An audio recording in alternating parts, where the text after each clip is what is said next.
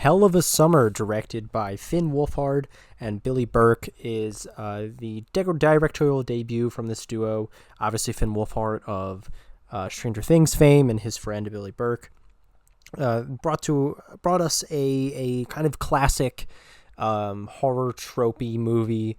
It's definitely leaning into more of like the horror comedy side, and it is called Hell of a Summer. It also has other up-and-comers like Abby Quinn, Daniel Gravel, Fred Heschinger, who's been in a bunch of different stuff lately.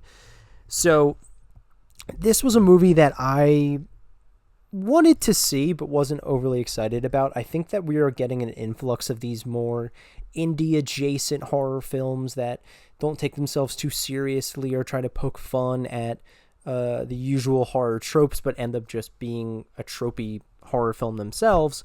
So I don't know. I didn't know which direction that Fin Wolfhard and his co-director would, take this movie. It looked fun, I guess. So yeah, I went into it with kind of like an open slate, not many expectations, and I left kind of getting exactly what I expected. This review is gonna be pretty short, just because I don't have a ton to say about Hell of a Summer. I think it was fine. I think this was an okay movie for what it was. It wasn't going to, blow you away. It wasn't trying to be anything more than it was. But I even for what it was, I wouldn't say it's the strongest example of a horror comedy in the last couple of years. So this is taking very obvious inspiration from Scream in more than one way. I think that both the filmmakers sat down and watched that film and got like a flood of ideas for this film, and then it kind of taints what otherwise would have been a really fun and unique time. Like, I think what brings the real energy to this film is the actors playing off of each other. I think that they work really well together. I think there's a lot of really funny moments. I think Fred Heschinger is great in this thing. He's so convincing as this character, and he gives a performance that is kind of layered in a way. Like, I don't want to read too much into it, but his performance really reads as something genuine and something that he's experienced before, and I really kind of felt drawn to him every single time he was on the screen. Everybody else is giving a fine performance for what they are, but they work well off of each other, and I think that is the movie's biggest strength, is hanging out with these characters, getting to know them, and then going through this life or death situation with them.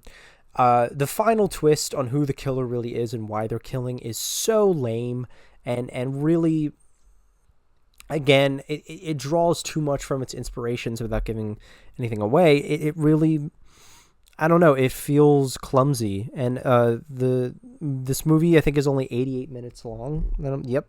And it could have used more beefing. It could have used more time with the characters. It could have used more antics. I don't know. I felt like this movie cut itself a little bit short and didn't pack the kills that it could have in order for it to be this really fun, bloody, for, no pun intended, campy mess that it could have been and should have been. But I think they restricted themselves a little bit with that really tight runtime and an over-reliance on callbacks and winks and nods. So overall, I think this movie's fine. I think I'm going to probably forget about it in a couple of weeks, but I would be lying if I said I didn't enjoy parts of it and had a good time in the movie theater while seeing it. So I'm going to give Hell of a Summer a 3 out of 5. I think, again, if you're interested in this, definitely check it out. If not, it's not the worst thing in the world. Give it a chance. Maybe some of you will like it more than I will. I am going to be seeing the Minecraft movie, probably tomorrow, because my local theater does like a $5 movie day thing, and I may or may not be giving my thoughts on that. We'll see. Lots of stuff coming out, so yeah, we'll just push forward, and I will see you guys with the next review. Thank you so much for watching.